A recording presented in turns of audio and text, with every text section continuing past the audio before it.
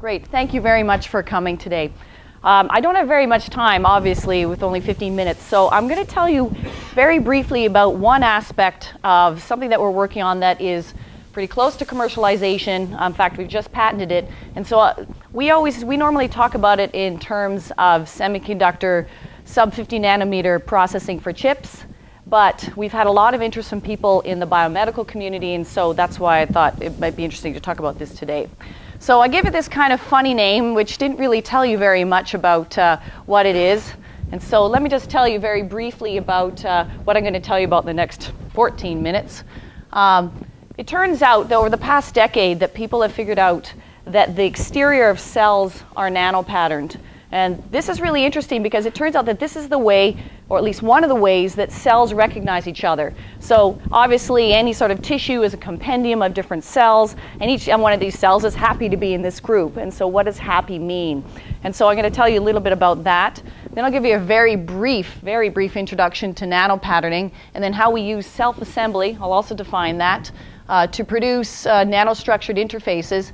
And then I'll tell you about something which just came out where we use literally a microwave oven in order to generate these things. And then I'll finish with some conclusions.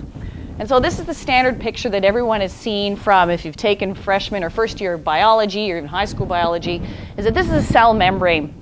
And within a cell membrane, you have a lipid bilayer, which is simply just that's just the packaging, i.e. the plastic almost, that surrounds every cell.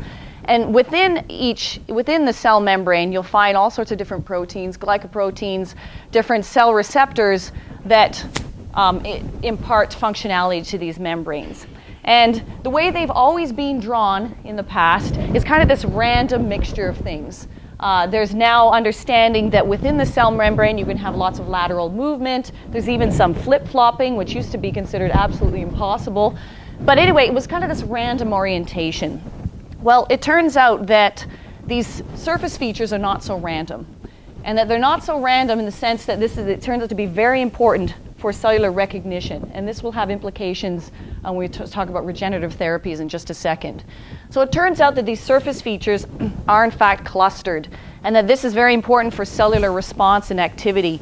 And so if you want to be able to interface cells with a foreign material, i.e. a bone implant, some sort of electrical implant, it's turning out that you want to have a pattern on the surface that matches the pattern that's inherent in these cells. And so, for instance, it used to be, and we're talking in the last 5 years, that it was believed that if you had a surface, and this would be a surface that you would have prepared, and that you knew that you could put on certain molecules, as these could be integrins, for instance, it could be all sorts of different cellular receptors, growth factors, whatever, and you just kind of put them on there, either a low density or a high density, and that this would work well if you like to integrate some sort of cell or tissue with this. It hasn't worked that well, which is why this area is not that big yet. Because what's been discovered recently is that if you cluster these things, is that this can have a very dramatic impact on these cells and tissues that interface with these materials. So if you have the same number of growth factors or integrins or whatever it is that you want on that cell, you have the same number, but if you cluster them and you control not only the spacing, the center-to-center spacing of these features, but also the size of these features, the shapes of these features, the morphology of these features, is that it can have dramatic effects on all sorts of different types of cells that you interface.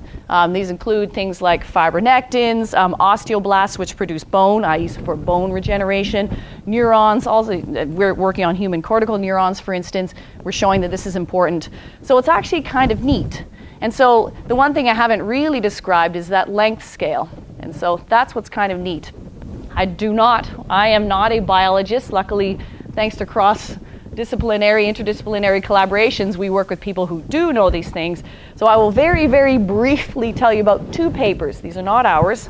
These come from Germany, where they have taken surfaces and they put on these little patterns. Okay, so these dots, these are little patterns.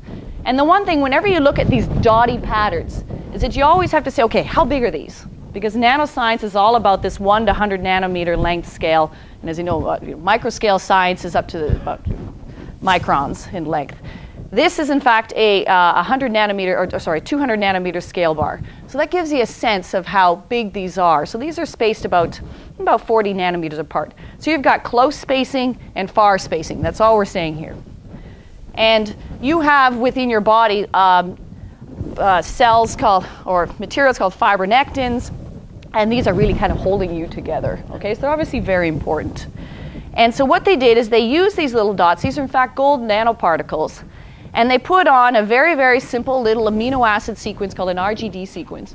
Anyway, on these nanoparticles, they put these things, and fibronectins love to bind these things. They recognize them. They're called integrins. They recognize, they say, hey, I'm happy. This is good. And what they found is that there's a very, very critical regime of spacing on which these integrins or which these materials can grow. So the spacing needs to be greater than 50 nanometers or less than 90 nanometers, keeping everything else constant.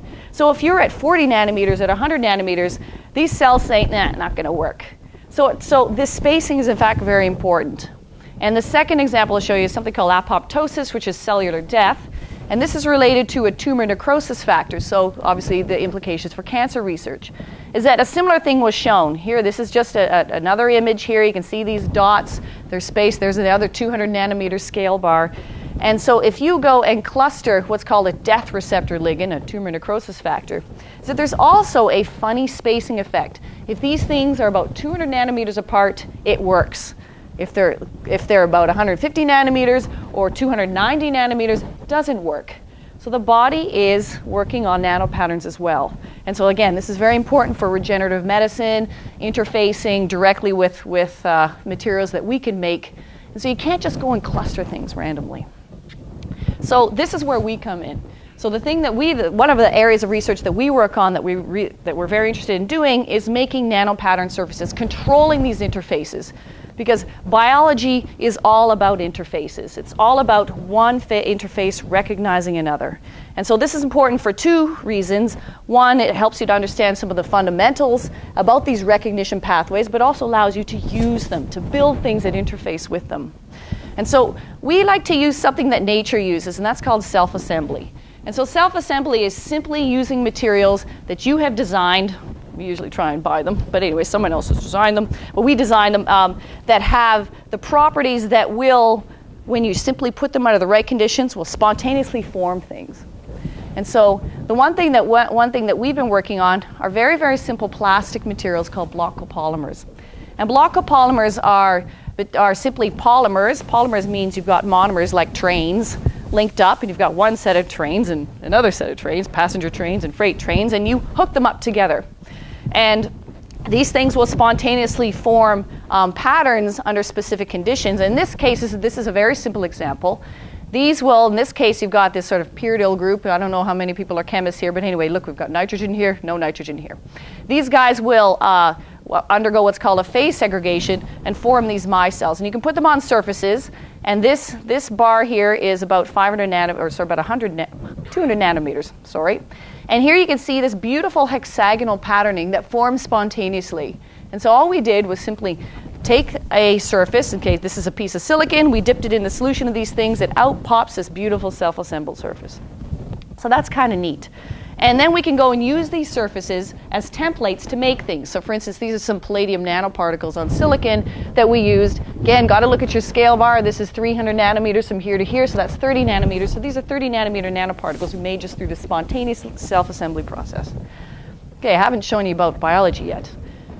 But anyway, just to go one step further in terms of the diversity of shapes, these are some things that we made using the University of Alberta NanoFab.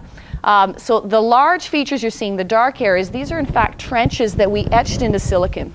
And then we let our block copolymers spontaneously self-assemble within these trenches.